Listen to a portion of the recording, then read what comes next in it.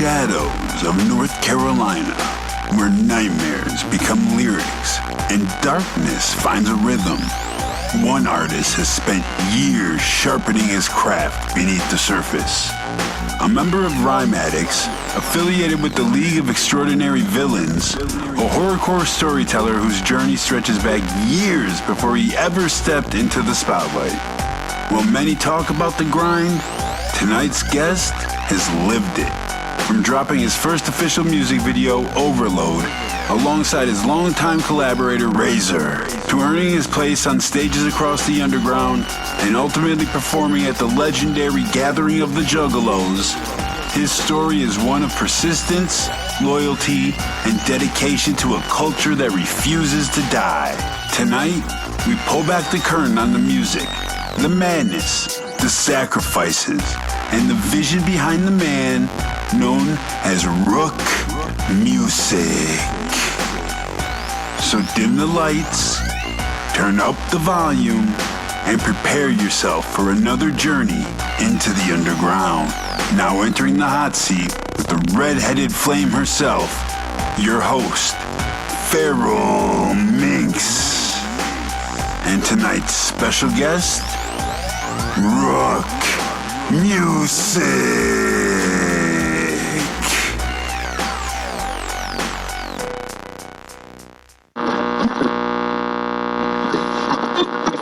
All right. Hello, everyone. It is your one and only redheaded flame of chaos and curiosity, Feral Minx.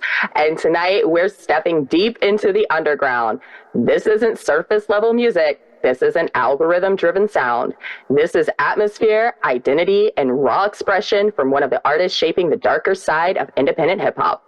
Our guest tonight has built a name in the horrorcore underground through a very distinct style, cinematic production, emotional weight, and a sound that feels more like a world than just a playlist. From early underground beginnings to forming connections within Rhyme Addicts movement alongside RXZR to projects like Nightcrawlers and Subterranea, he's carved out a lane that's fully his own. And in a space where consistency is rare, he's managed to stay active, evolving, and recognizable without losing that core identity. So tonight, we're going to talk about the roots, the music, the mindset, the culture, and the journey behind it all. Tap in, lock in, and show some love for Rook Mewsick. What up? Thank you so much for coming in. First of all, how are you doing? I'm doing good. Yourself? We are, chaos, chaotic. We're getting there. Yeah. That happens. Absolutely. It sure does, man. It really does. So let's take it back to the beginning. Let's talk about, where you grew up in that environment. What was it really like for you? Well, I grew up in Hillsborough, North Carolina is where I grew up. Went to school in Hillsborough. Stayed with my grandmother in Durham sometimes too. So I kind of switched back between Durham and Hillsborough a little bit. But yeah, I mean, it's not much to talk about. It had its ups and downs there, but right. Yeah, I started music about been doing it for a while, but I'll say I started getting serious around 2016 is when I really started getting serious with it. But I was doing it a while before then. But right. with my homie Razor, it's spelled RXZR now. I was so wondering about that. I was like, is it Razor? RXZR? Yeah, okay, because letters be meaning different things these days. He's changed the spelling of it a few times, but it's always been Razor. Razor. It's just now it's RXZR, guys, but it's Razor. So we got that. It used to be Little Razor, but now it's just now he's Big Razor. Yeah. Little Razor, Big Razor. It's just it's the same Razor. It's just the same Razor. But yeah, that's who I started with Rhyme Addicts with. Well, he started it, but I kind of tagged along with him on that. Did some shows with him and all that stuff too. Started in North Carolina. Did a few shows in North Carolina. And yeah, did our thing. Got a few music videos out and stuff. Right. Okay. Well, you said you started back as a kid. Well, what kind of inspired you to get into music? Was it something that's always been a part of you, or was there an inspiration that kind of took hold? I've always wanted to be an entertainer. Honestly, just an entertainer in general, and music is just one of the things that I did. Like, I wanted to be in films, like, all sorts of things. And anything involving, like, entertainment, I'm about it, pretty much. So I guess you were kind of one of those...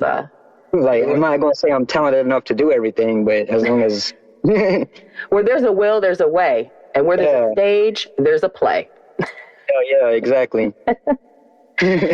So, looking back, what parts of, your upbringing do you think really shaped your mindset the most to pick your path? I'll say once I, like, dropped out of school, like, I kind of dropped out of public school, and then I got back into, like, an alternative school. But, like, during that dropout, I was kind of, like, really heavily writing music and recording music, and I like, had nothing else to do. Like, I wasn't going to school, and I wasn't, like, I didn't really have, like, I had a job, but it, so I was, like, really heavily, like, writing and recording and, like, in my own space and stuff. And that's when I really started doing it until, like, got back into alternative school. And alternative school. Sounds like you were a little troublemaker. Yeah, that's kind of why, like, I had to drop out because I was getting suspended so many times, and I was basically going to fail. So, like, it was kind of like, I didn't get kicked out, but it was like, you're like, there's no reason for you to even keep coming into school. You're going to fail anyways. So, like, I was like, all right, well, I'm dropping out. Well, at least you turned all of that energy into something positive. You weren't just sitting on it and wasting it. Yeah, true. I still did graduate, like, high school diploma and everything. It was just, I did it at an alternative school. Kudos. You still did it. Yeah. So did you always feel like you were an outcast, or did you ever feel like you fit in somewheres, or? I didn't feel like I fit in nowhere. Like, the people, everybody I, like, hang out with were all, like, outcasts, basically. Like, that's basically how I ended up kind of getting into the Juggalo community a little bit, because I don't fit in anywhere, you know what I'm saying? So, like, everybody was like, everybody was telling me I'm a Juggalo this whole time. I was arguing with them for, like, a long time, and they're like, you're just a Juggalo in denial, don't lie. These days I embrace it, but, like, there was, like, a whole running joke about, like, Rook's a Juggalo, and I'm like, I'm not a Juggalo. They're like, yeah, you are. It was, like, a whole running joke for, like, years. So essentially you were kind of being raised up in the Juggalo community without knowing it. Basically, yeah. Like, I've always had, like, Juggalo friends here and there, always telling me I need to gather and all this stuff, and people would shout whoop whoop at me, MCL, all that stuff on the internet. Like, I was always, like, a horrorcore rapper too, so, like, basically Juggalo adjacent in a way. Juggalo adjacent. I like it.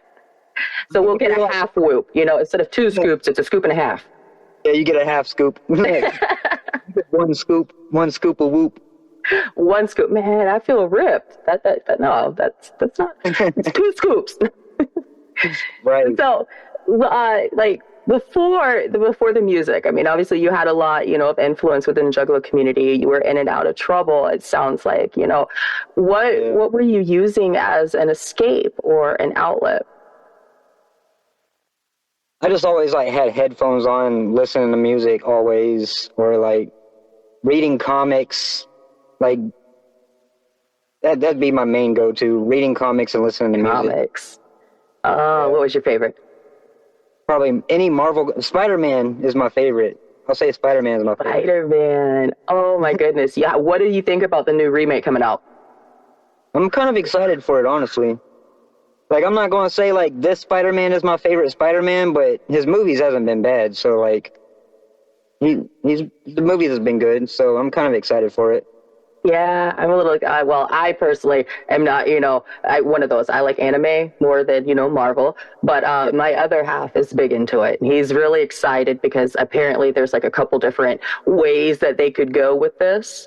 Yeah, and they're based on the comics, they could go, like, a few different ways. Like, I do have a couple of the brand new day comics. I got the new one that just came out, and I got the old one, and I got the other comics that they're also supposedly taking inspiration from. So I kind of, like, know what they could be doing with the movie, but I don't want to say too much for people. Yeah, he doesn't either. He's kind of excited about it, but yeah, it would be interesting. An interesting twist. Oh shit, they're going to do this probably. So I don't want to read the comics, but there are like some clues that are in the trailers and stuff that's like, oh shit. Yeah, but specifically, he got excited where a specific character was, actually going to be in this one, and that's what really was like yeah. So going to be if y'all don't know, you should know, and go read your comics, and then you will know. Right. Read Brand New Day. That will tell a lot. This summer, it's all about how you show up. Clean, bold, confident. Every angle built to stand out. Two-piece energy made to turn heads. Details that hit front to back. One piece, two piece, up to 5x. Made for real bodies, real confidence. No distractions, no extras.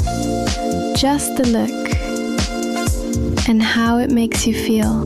Only $34.99. Step into your moment. Make a splash. Own the pool.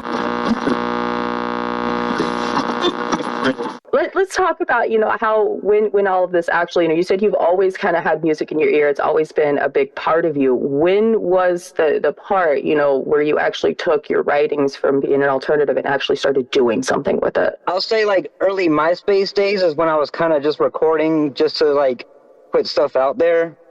But like in 2016 is like when I really started like, okay, me and Razor basically were both like, we're going to start taking this serious. We're going to put music videos out. We're going to start doing shows. We did shows like all over North Carolina pretty much. So just like immediately off rip, y'all just decided like, okay, we're not going to just, MySpace it. We just going to go on shows. Yeah, we started like he did all the booking and stuff. Like I kind of just mostly tagged along, but we were doing like commercials for like mixtapes, like we like just trying everything to like put it out there. The commercials were like to try to get people's eyes, like little reel. Like these days you would call them reels, but back in the day they weren't. They were just videos. Yeah, they weren't no reels, man. We're talking about VHS days. Y'all don't know nothing about that shit. we were doing like little MySpace video, like not like Facebook videos and YouTube videos, and just trying to get our name out there. Like little skits to try to promote little mixtapes that way you were putting out and music playing in the background and all that. We would do all that. Oh, I was going to say, how has that differed, from back then to now, with the booking and all of that? Is there, is there been, like anything significant with like... These days we actually have people that will come to us a little bit more often. Back then we would have to hit everybody up. But the only problem is these days, like, people will come to us, but they can't, like, pay our traveling and stuff. And it's like, well, we can't afford to go out there. Like, we're still not up there where people are willing to pay for us to come out, but they'll, like, ask us, like, hey, you can come out here. And it's like, I wish I could. I can't really afford to. Yeah, so you were kind of getting started when the internet was really, like, social media was really just getting started as well. Yeah. Do you feel like that has, a big play on actually making it and getting seen? Yeah, it's a whole lot easier to get seen these days. It's just like the algorithm fights against you also these days. So it's like you constantly fighting with the algorithm, but I'd say it's a whole lot easier because I've found like so many more people that are like solid support, like solid friends that like stand behind me and put my name out and support me and all sorts of stuff, telling me inspirational motivations, telling all that stuff. Yeah, like man, we got your emotions and inspirations, but I don't think you want it. Like I still have haters these days, but back then it was a whole lot more. It felt like more hate than love back then, and these days it's like kind of like I get more love than I get hate, even though the haters are pretty loud. But it's just like I can't. They're gonna be there, If you ain't got haters, you ain't doing something right to hate on. I mean, so what has been the biggest, I would say, mountain that you guys have had to climb to get into being seen? And is that always been easy? Have you just always been able to, just get in there and book? I know you said that they're coming to you now, but mainly it's the money, like not having the funds. Like we don't have like any sponsors or any like investors or anything like that. So like it's not like we have people that like can back us and like we'll pay your lodging and you go this way, and like it's not like we have any of that. So it's kind of like we can only take what we can get. And usually it's only like within the state or just a couple states away. Or I'd say that's like the biggest problem is we're broke. We broke bitches. Everybody broke right now. If we had more money to invest into this stuff, we'd probably be a lot more places, but it's a struggle. So like that is actually something that a lot of people don't really realize and understand when they go to get into something like this. You know, it's not just a moment of, okay, well, we're just going to turn this hobby and we're going to go be millionaires. And that doesn't work like that. There's a lot of throw money away hoping like something will stick, and it's just like, damn, we just wasted money on that. I mean, I won't say it's wasted money, but it's like, damn, this didn't go how we wanted it to, and stuff like. But yeah, you definitely got to invest in yourself. You have to invest in yourself. What is the biggest investment that you have done so far that's actually paid off? Honestly, just having my own mobile studio, like paying for my own equipment instead of like relying on somebody else's studio, like basically just paying for my own mic, my own laptop, my own all that stuff. That way I don't have to like worry about hitting a studio and worry about like, I gotta pay studio time, and I could just do it at my house.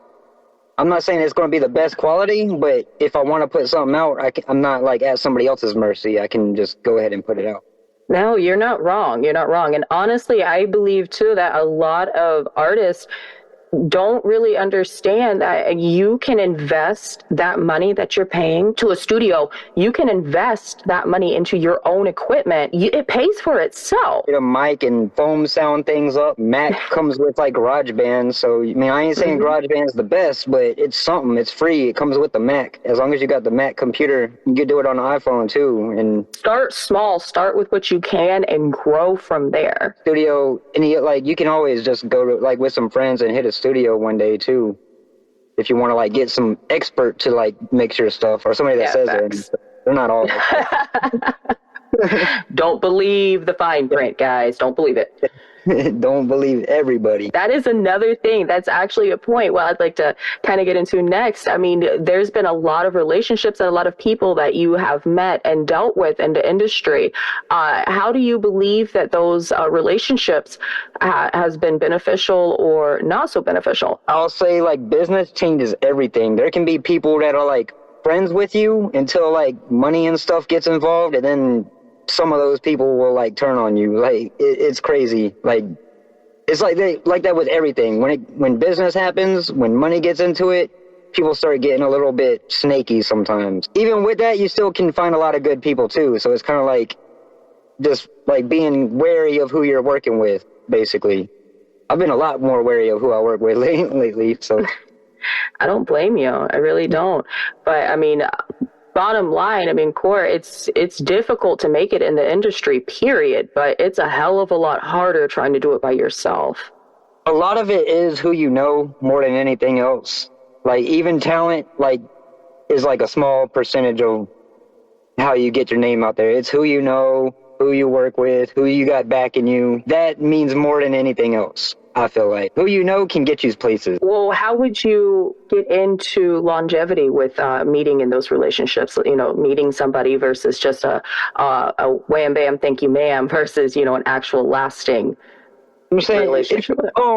If you actually work with people and you know you're like I know I said some of them are like friends can turn to enemies, but being genuine, like both sides are being genuine people, then you can build a relationship, and like you show up for them, they show up for you. Yeah, you can, or you could like just like pay people's features, like work with them that way too. But I want to say that's exactly a relationship. That's kind of like paying them to do their job. That's a contract.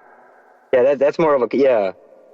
But you can like build relationships. Like I won't say how to do it. It kind of just happens randomly. Like whoever you're cool with is who you're cool with. So would you believe that opportunities present themselves, or they present them when you go look for them? I'll say it's a little bit of both. Like you can go looking and you won't exactly find what you're looking for. But then while you're like, as long as you keep putting yourself out there, sometimes opportunities will jump right into your lap. But you have to like keep putting. You can't just like sit around and just like expect them to jump in your lap. Closed mouth don't get fed. Yeah, the way I say it, as long as you keep putting yourself out there, like eventually like stuff is going to happen for you.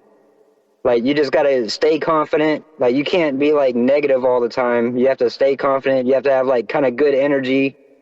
And as long as you keep putting yourself out there, people are kind of going to, like, flock to you. Not really flock to you, but, like, you're going to, like, attract what you put out is what you attract, basically. Absolutely. Yeah, I'm down with you on that one. You get what you give, and you know, you reap what you sow. It is what it is. Like, I've been involved in my own little beefs and stuff too, but I still got like a whole lot of people that fuck with me heavy too. Like I love them and they love me type shit. Life be lifing, and life really does carve how you perceive things. You know, and a lot of artists, that's how they put themselves back into it. And it's basically in how they were raised, what their environment was, you know, everything.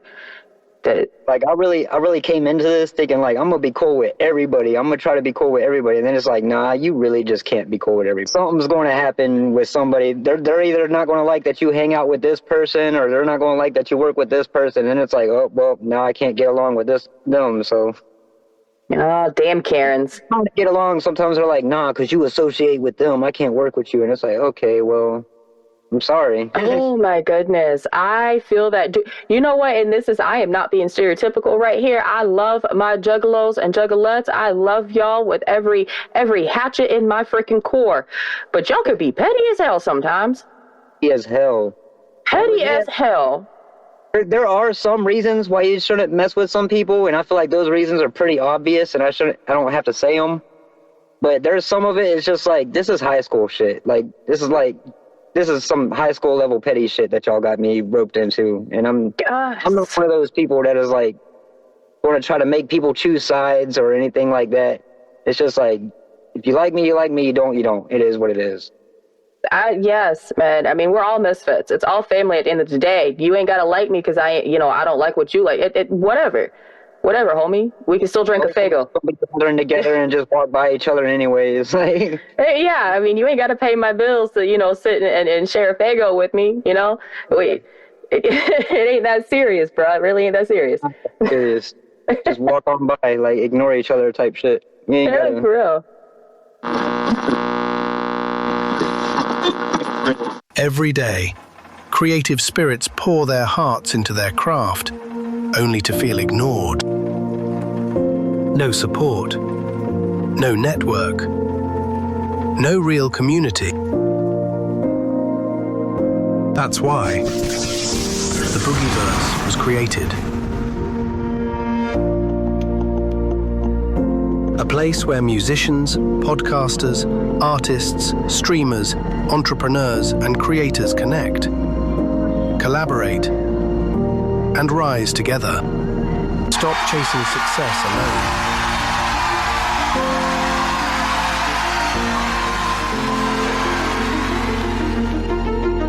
alone. Join the Boogieverse Discord today, where creative spirits build each other up to greatness.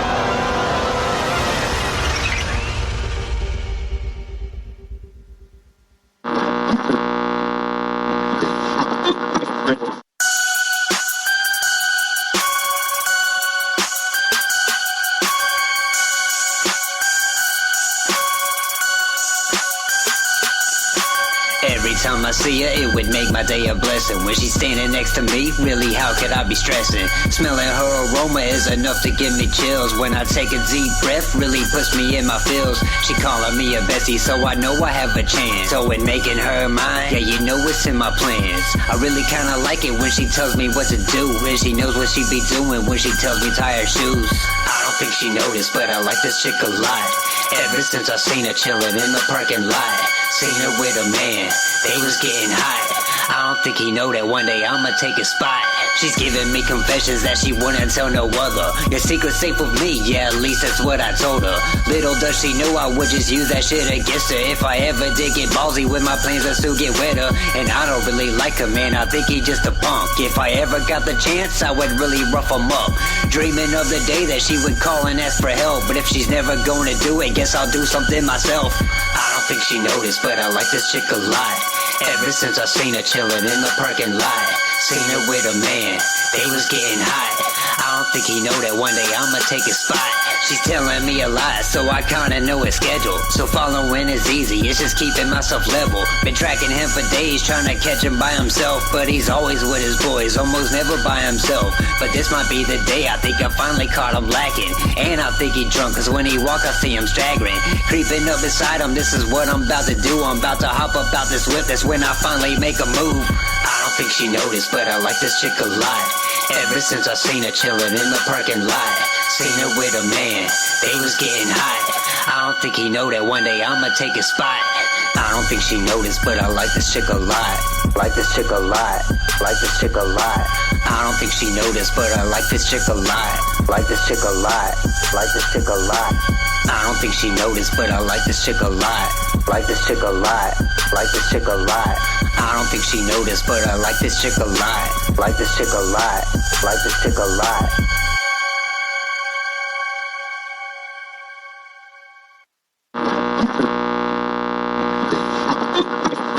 So at what point did you realize that this could actually become something real for you? Honestly, like, I've had, like, different doors open.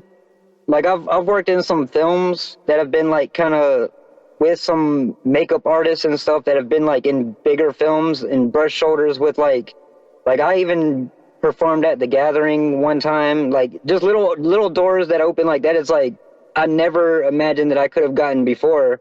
I'm like, well, if I can do this, I can pretty much, what else is going to open, you know? Like I never imagined when I was like 13 years old that I was going to perform at a ICP event with like The Gathering of the Juggalos. I didn't think I was going to be on stage back then. So no, how did that feel? Like, what was that moment like? That was honestly crazy because I never expected an email back. Like that was also back when I was still telling people, like, it was 2024, but I was still telling people I wasn't a juggalo. And yeah, and well, that came to bite you in the ass, now didn't it? I just shot them an email and some music videos thinking like they're not going to email me back. And then next thing you know, I got an email back and it was like, this is going to be your slot. This is what you're going to, I'm like, oh shit. I'm like, it was a little anxiety, like, cause I was thinking like, I'm going to fuck this up, but it ended up being good. I got a lot of love for it and everything too. So I will say there was some faults in there, but it is what it is. Like, ain't nothing gonna be perfect every damn time. Yeah, it ended up turning out great though, as far as the end results. That's amazing. A lot of artists, strive to be able to get a spot on any stage at The Gathering. That's freaking amazing. I got like second stage, so I got a free ticket too while I was up there, so that was pretty dope. I didn't expect that. I didn't expect none of that.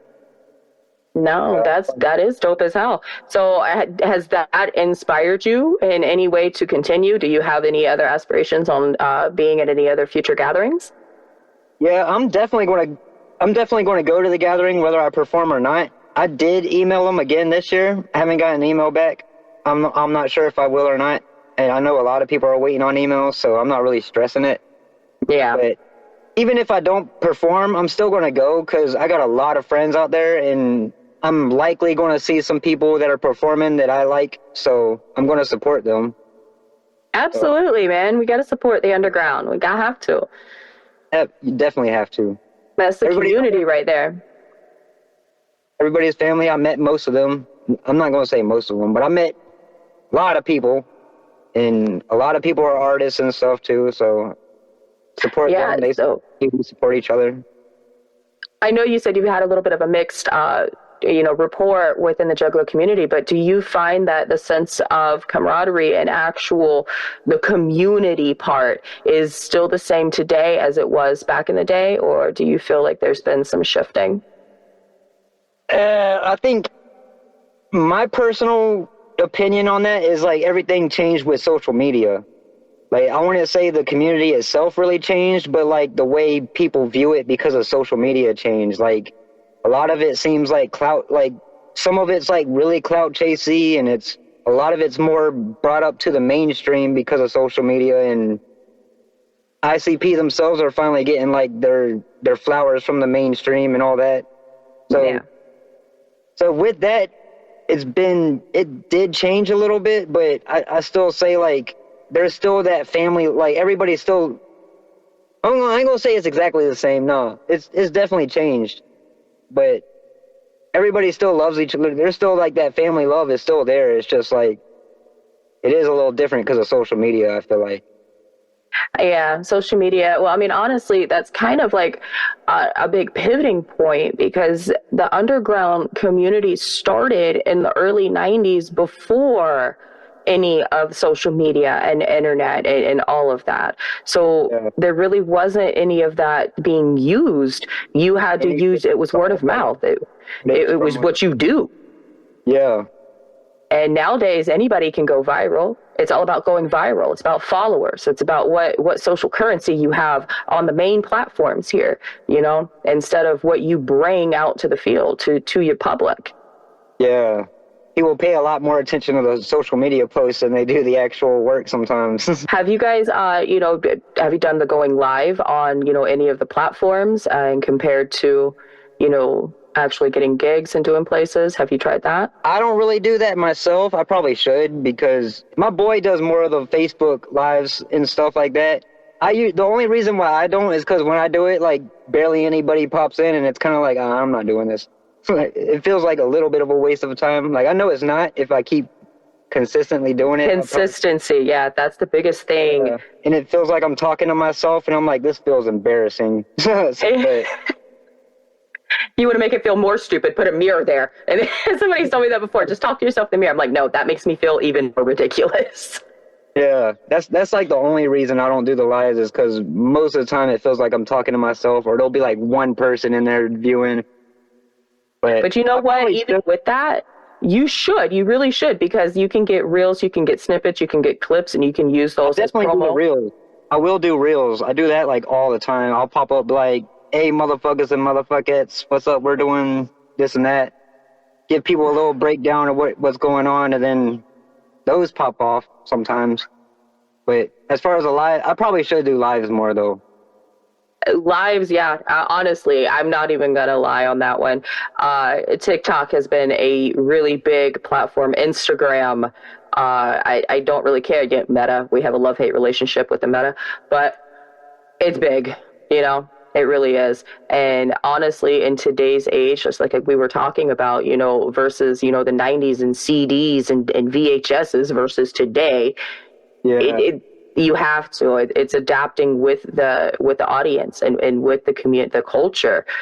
It sucks, man. It sucks because people only have like a 10-second freaking time, you know, attention span before they're swipe left, swipe, you know. Oh, exactly. Attention spans is... That's why it's like good to like, I feel like it's good to like keep making those little reels too. Like, cause like 7-second reels, I mean, not even just 7 seconds, it could be 40 seconds. Like just some quick reels for people to like, as long as they're not sitting there the whole time, like thinking like, all right, let me swipe away, like get enough time to catch their attention real quick and then get what they need. And then, okay, that's good. Yeah. Absolutely, man. Speaking of, you know, catching attentions and connections, so how did your connection with Razor and Rhyme Addicts first come together? We went to high school together, so like I didn't really know him in high school like that. Like it was about when I dropped out, we kind of like actually started working together more. But like I met him a little bit in high school. Somebody was like, "Hey, he raps, you rap." Like that's kind of like how we met each other, and started off kind of awkward, but then I don't remember which one of us hit each other up first, but we hit each other up on MySpace and was like, hey, let's start doing some songs, and kind of went, I would go to his house sometimes, record some tracks. He would go to my house and record some tracks. We kind of did it for fun for a while, and then we was like, hey, we need to start doing what these guys are doing. We need to start doing what these people are doing. And I don't remember the names of artists we looked at the time, but we would look up YouTube artists and stuff, be like, hey, see these guys, what they're doing? We need to start doing what they're doing. It makes a lot of sense, you know, high school buddies and everything. What changed for you creatively once you had that collaboration dynamic? We would do a lot more skit commercials that we would do, like stuff that like try to get visual attention instead of ignore the frog in the background, homie. I'm sorry. You're good. instead of just doing like audio music and stuff and just putting out our audio, we would try to get like visual. Like visuals is like the key to catching people's attentions. Because like if they're just listening to the music, it's kind of like boring to them. They can kind of like switch away if they don't actually, unless they're already a fan of your music, people aren't going to like really go out of their way to check your music. But if you like have something eye-catching to like draw their attention, then they might be more willing to check you out. Yes, so that's where the cinematic part comes into it. Like so little skits and commercials, little jokes, messing around. Like it would all be like kind of funny or kind of like eye-catching, like just anything to catch attention, really. And then be like, check this, we just dropped this song out, or we just dropped this, like in the midst of the commercial and stuff. Playing characters, like acting like we're not even ourselves, you know, playing like different roles, saying, hey, you heard this guy over here, blah, blah. Just little busted into that entertainment from the early hoods. Yeah. Probably should do that a little more often, but we're not even in the same state anymore, so it's kind of harder to do. Yeah, but you know what? Again, where there's a will, there's a way. You guys could still do something. We do, it's just not as often as it used to be. Because, like, he's in Kentucky, I'm in North Carolina. Sometimes he'll come over to North Carolina and we'll do something. I've been planning on going to Kentucky sometimes and maybe doing something. It's just, like, it's more spread out than it used to be, so. I feel you, man. Life be life, and people grow up, man. Yeah. he mostly be doing tattoos and stuff these days. I mean, he still doesn't. Shit. He's got his own little tattoo spot in Kentucky, so. Shout out to Razor. Y'all done heard. Y'all need a tattoo in Kentucky. You know where to go. They can easily hit me up and I'll let them know where he's at if they need. Yeah, they're even better. That's right, even better. Damn it. Yeah. So if you need a tattoo, that's kind of the work he does right there.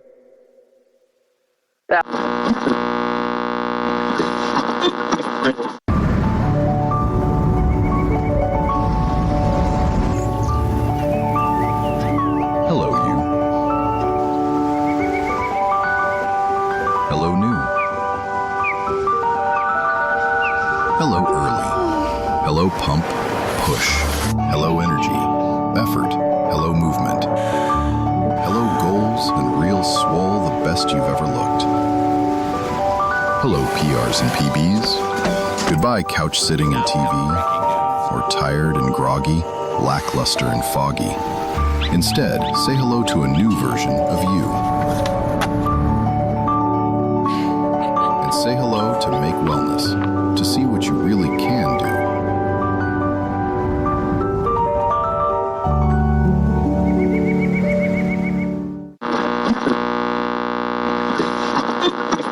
Oh, have you dabbled into anything extra besides, music? Has that always been like, I know you have the artist and entertainment, but have you pursued any other thing?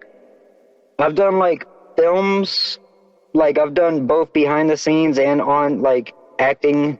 Like I've done, I've been involved in like theater, being like doing like the stage lights and stuff, like putting up the spotlights and changing up the lights while the people are on stage, and that goes off of like hearing certain lines. I press a button and the light changes. That's basically all that is.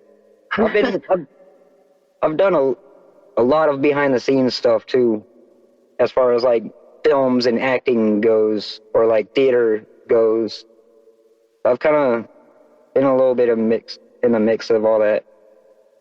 Yeah, that's amazing. I mean, do you feel like you built your lane, or did the lane form around you over time? I'd say it's a little mix of both. Like I'd say I started off in my own lane, and then it kind of like started like it took me places in a way. You went from like, a one-way street to a freeway. Yeah, kind of like, because like the more you put yourself out and the more you like try things, you'll run into people and they got their own stuff going on, and some people will take you in and be like, hey, you want to work with me on this and I can pay you and stuff like that. So you kind of meet, the more you like work with people, you'll meet more people. It's like networking in a way. So networking. Like, it's like the way I look at it, it's a whole big web. Like you connect the little strings, and it's like you start at one spot, then you kind of like it's like all over the place if you keep doing it. It can feel a little chaotic at times too, because you got so much different shit going on at the same time, and trying to schedule everything. It can be kind of chaotic, but I love it though. Networking and connections. I mean, honestly, that is the foundation of anything, really, any industry. Your fundamental core is going to be your networking and your connections. Like if you need, like say you need like special effects in your music videos, you can run into haunt acts, like, you know, haunt actors and stuff. You can go to I do. haunts. You can easily find some special effects actors there that are more than willing to work with you on some music videos. Like, whether you throw them some money to do it or whether they just wanted to be credited and be like, hey, let people know I do this. Like, you can easily find some, like, that's how I found, like, people that do filming and stuff. I did haunt acting for a few years. What, you are a haunt actor too? Hold on, sir. We're not skating over this one. Yeah, I did some haunt acting. Oh.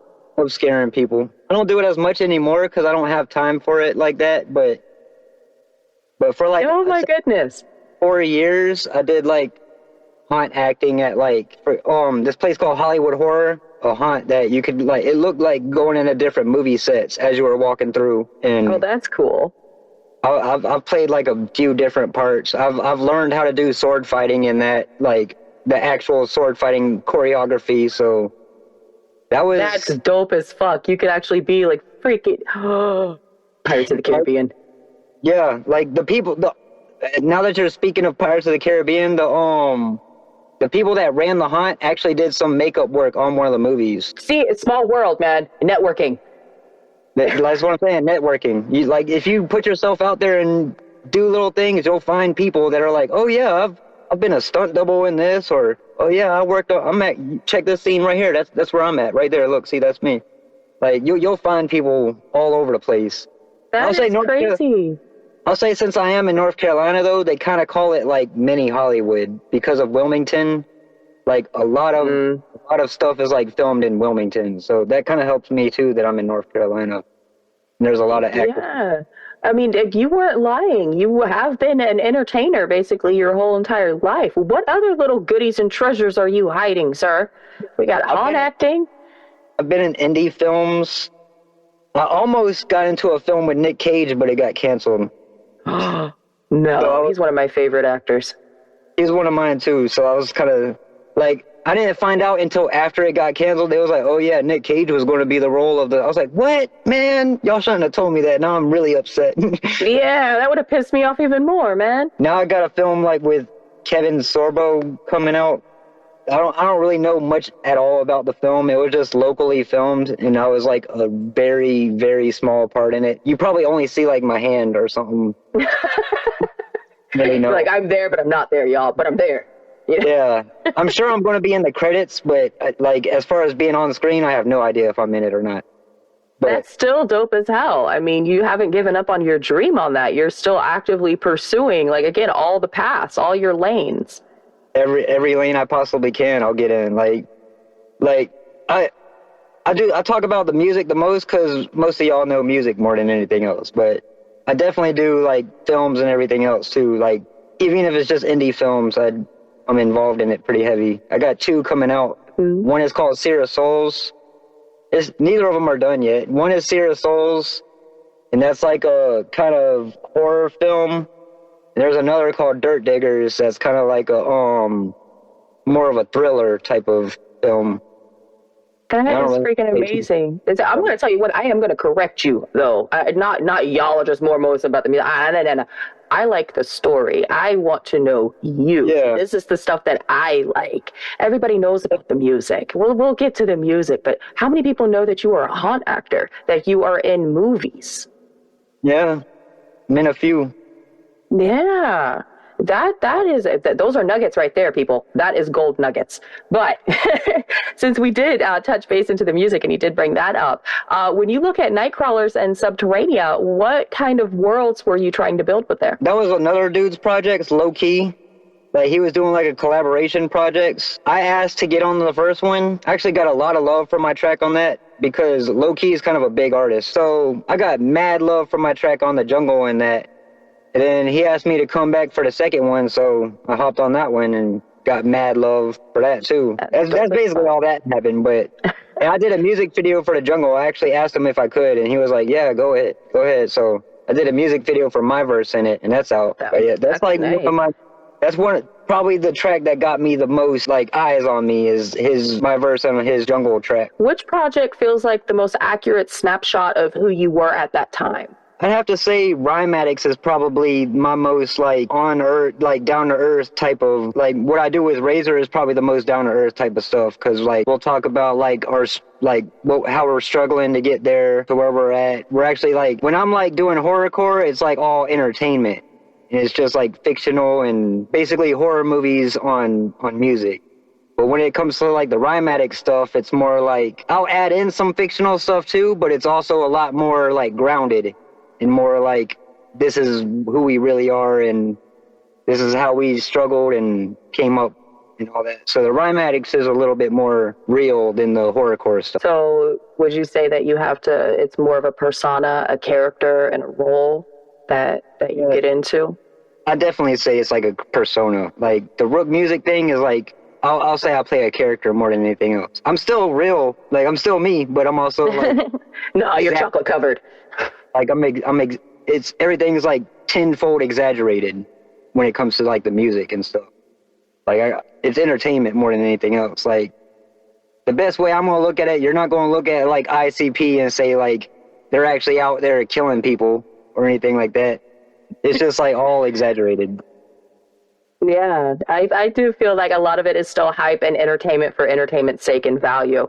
But I mean, at the end of the day, is that, kind of therapeutic? Is that, a way that you can escape and just, yes. Get it? It's definitely therapeutic. Like, it's your way of like saying like all this stuff you got built up inside, you can easily like let loose on music, say whatever you want to say, as long as it's like not, you got to be expected to catch whatever backlash you're going to catch for saying what you're going to say. But like, you can say whatever is built up in you and let loose on a mic. And it's like, type, like screaming into the mic type of shit, or saying whatever you want to say. It's kind of like therapy in a way. Let's zoom out a little bit for just people in general, because I know there are a lot of people that are going through it, that have had rough lives, that, just like you yourself have been in and out of trouble in childhoods, and may or may not have had a good support system or a good environmental, culture to be growing up in. What is a piece of advice that you would give to them to keep going? Like, honestly, just find something that keeps you going. Like, it could be like for me, it was music that honestly, like, I would just be writing all the time. Even if I didn't always record it, sometimes I would just write everything out, and it would help me out just putting it on the paper and stuff. Like, that'd be what helped me.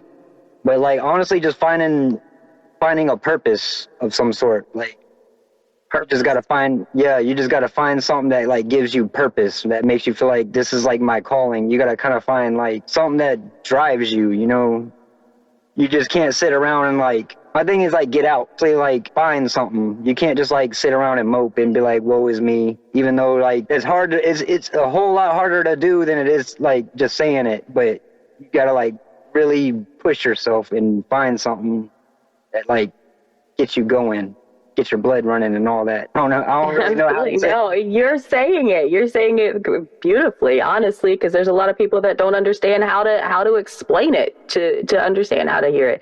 But no, just don't give up.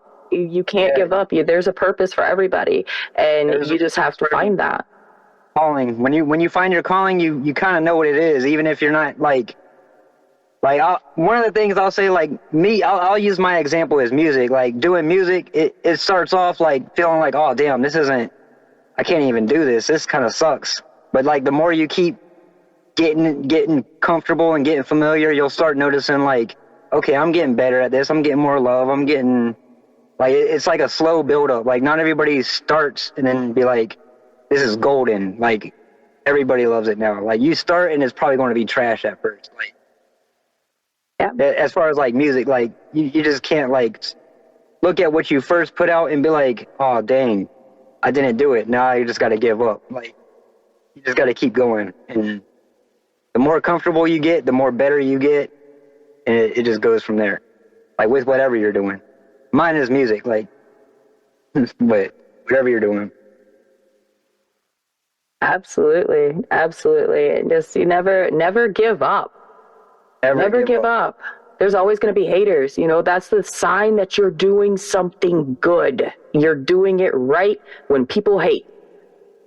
There's going to be haters, and not everything you do is going to start off like perfection. You got to like kind of repetition. You got to keep focusing on whatever you want to, whatever goal you got for yourself. Like, as long as you keep grinding at it, you can get better. And like, not everything starts off like when you first put it out. It might not be like what you think in your head. It's going to be, it might let you down at first, but like as you keep going, it like you can look at where you are now and then look back and be like, oh yeah, I came a long way. So like that's how I look at it. Like, you remember where you came from and see where you are now and see the growth. Like, as long as you can see the growth, it's like that's what you focus on. Don't focus on like what somebody else is at and where you're at. Like, you never compare yourself to somebody else. That's basically what I'm saying. Like you can take inspiration from others, but don't compare yourself to others. Like, that's where your own facts. The grass is always greener on the other side because it's full of shit. Right. Exactly. Yeah. And most people only put out like the good and be like, oh yeah, I'm doing this, I'm doing that. A lot of people do not put out what they're struggling with. And that's what kind of like throws a lot of people off too, because they're like, well, look at them, they got this going on. I'm like, well, yeah, you didn't see all the blood, sweat, and tears they had to get there, though. They really don't. And this is one reason why I do what I do. I want to shine that light and to everybody. You know, there are people out there who genuinely don't know, you know, the struggles that it takes for the success. And it's not just in music. This is with anything. This is with anything you do in your life. There's going to be struggles. Whether you want to be a boxer, or whether you want to be a track runner, or There's this world beneath the surface, a place where raw talent lives, where voices go unheard until now. Welcome to Underground Nation, the home of the unheard. The stage for the next wave. The movement where artists, entrepreneurs, and creators rise from the shadows and take their place in the spotlight. Head over to underground-nation.com. Download the app today and step inside the experience. Dive into exclusive news articles, unfiltered reviews, powerful podcasts, and a full collection of magazine issues showcasing talent from across the globe. Discover your next favorite artist before the world catches on.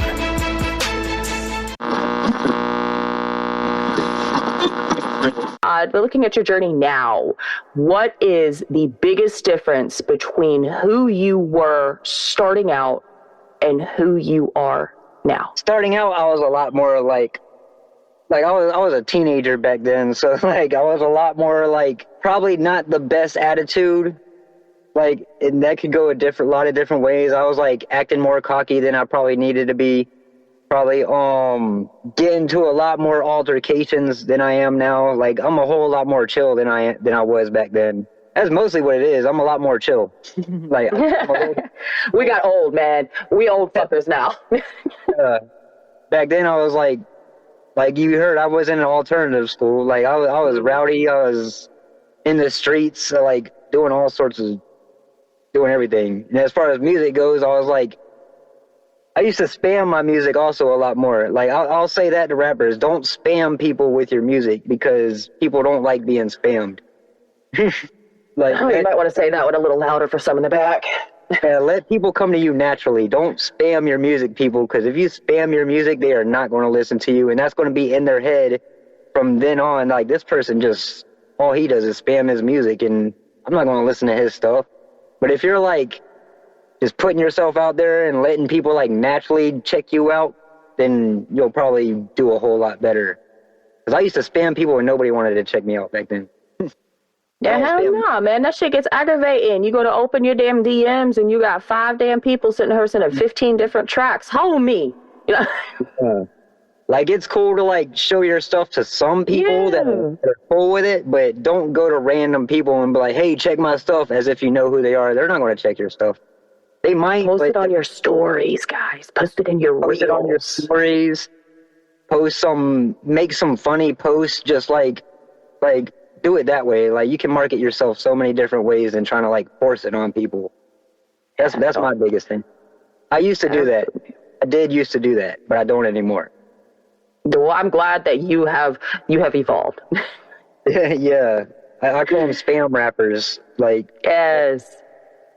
I mean, why do I think of the can of Spam now? Well, I'm just thinking of a big old can of Spam right now. Thanks, homie. Thanks. Right. Well, is there any last shout outs, anything, any upcoming projects you want to mention, any collabs, any love that you want to give right now? Speaking of shout outs also, I got some projects going on with the League of Extraordinary Villains. We got a whole lot of stuff going on. Like, they just dropped some merch not too long, like a couple days ago. Like, if you find my page, it was in the post not too long ago. OHDpresents.com is the website. And you just, I think it's like artist exclusives, and then check out LEV. That's where the merch is. And we got a lot of stuff coming. We got a couple EPs dropping soon.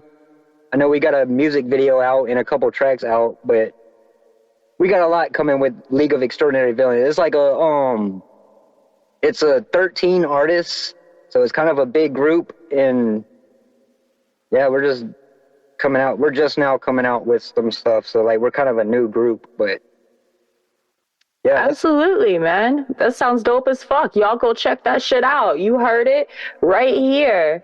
So, I mean, man, I really appreciate you pulling up and opening up the world behind the music and the scenes, not just the music, where we've gone all over the entertainment field tonight. And, you know, we didn't just talk about tracks. We talked about roots, evolution, the grind, the creative process, the reality of building something in the underground where nothing is handed to you. That's what makes you stand out. It's not just sound. It's consistency, it's identity, and it's longevity in a space where most things fade fast. So everybody watching, if you haven't tapped in yet, go run through, go scoop him up, hit him up on all social and streaming platforms. You have upcoming projects coming out, and really experience the progression from where it started to where it is now. And if you like what you just heard, tap into underground-nation.com for more amazing interviews just like this one. And if you yourself are an artist, entrepreneur, mover, maker, or shaker, and want your voice heard, send an email over to ugnpodcast@gmail.com.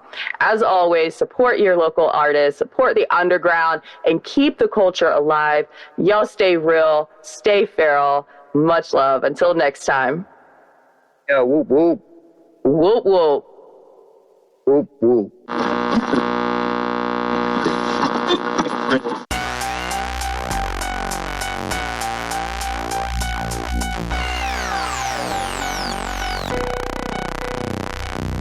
What an incredible conversation. A huge thank you to Rook Mewsick for taking the time to step into the hot seat and share his journey, his music, and the mindset that helped him continue making noise in the underground for years. We appreciate your time, your honesty, and everything you're doing to keep independent music alive. And to everyone listening, thank you for joining us for another episode of the Underground Nation podcast. If you enjoyed this conversation, be sure to like, follow, and subscribe to Rook Mewsick on all social media and streaming platforms.